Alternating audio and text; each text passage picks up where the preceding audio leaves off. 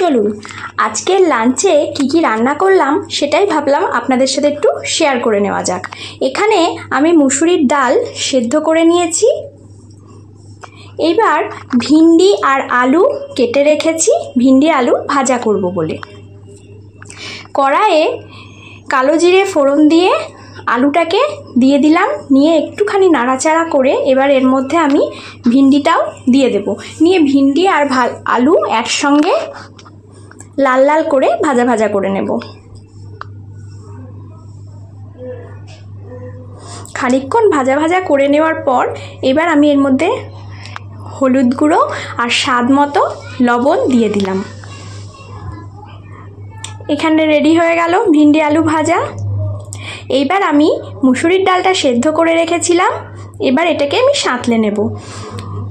তেল দিয়ে তেলের মধ্যে 5 ফোড়ন আর পেঁয়াজ ফোড়নে দিয়ে এবার আমি অর্ধেক টুকরো করে রাখা টমেটো এর মধ্যে দিয়ে দেব।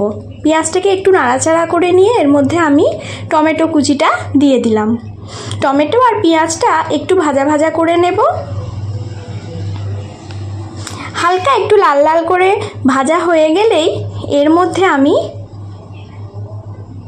সেদ্ধ করে রাখা ডালটা এর মধ্যে দিয়ে দেব। পেঁয়াজ ফোড়ন দিয়ে ডাল খেতে অসাধারণ স্বাদের লাগে। ব্যাস, এবার একটু ফুটে গেলেই ডালটা রেডি হয়ে যাবে। ভিন্ডি ভাজা আর ডাল দুরকম রান্না হয়ে গেল।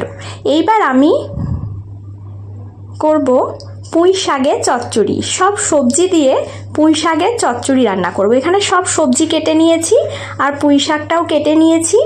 এইবার কড়াইয়ে তেল গরম করে 5 ফোড়ন দিয়ে দিলাম।